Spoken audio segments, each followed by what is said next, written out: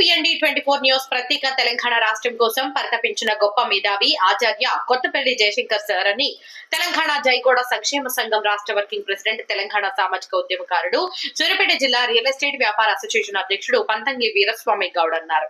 శనివారం ఆచార్య కొత్తపల్లి జయశంకర్ సార్ వర్ధంతి పురస్కరించుకుని సూర్యాపేట జిల్లా కేంద్రంలో తన రియల్ ఎస్టేట్ జిల్లా కార్యాలయంలో హాజరై ఆచార్య కొత్తపల్లి జయశంకర్ సార్ చిత్రపటానికి పూలమాలలు వేసి ఘనంగా నివాళులర్పించి విలేకరులతో మాట్లాడారు.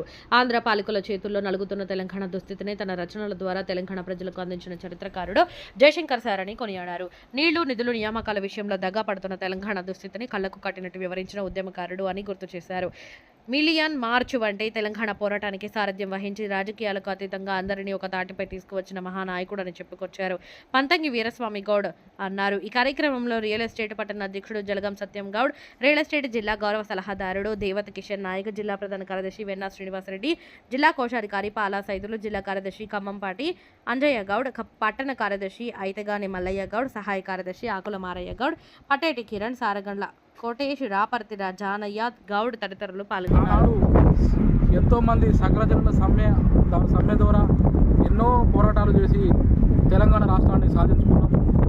మరి ఆ తెలంగాణ రాష్ట్రం సాధించుకున్నందుకు ఉద్యమకారులకు ప్రభుత్వం 250 ఎకరాలు స్థలం ఇస్తే కూడా ఇంత స్థలం కూడా మేనిఫెస్టో చెప్పినట్టు మంజూరు చేయలేదు.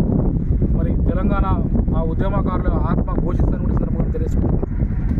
కొత్తపల్లి జయశంకర్ సారు ఆయన ఎంతోమంది నిస్వార్థంగా రాజకీయాలకు ఆర్థికంగా నీళ్లు నియామకాలు దగబడుతున్న తెలంగాణను ఆయన మిలియన్ మార్చ్ వంటి రాజకీయాలకు అతీతంగా అందరినీ ఒక ఏకతాటిపై తీసుకొచ్చి తెలంగాణ రాష్ట్రాన్ని సాధించిండు. మరి ఆ మహనీయునికి మరి మర్చిపోకుండా మరి జయశంకర్ సారు అందరూ కూడా గుర్తుంచుకోవాల్సిన అవసరం ఉంది.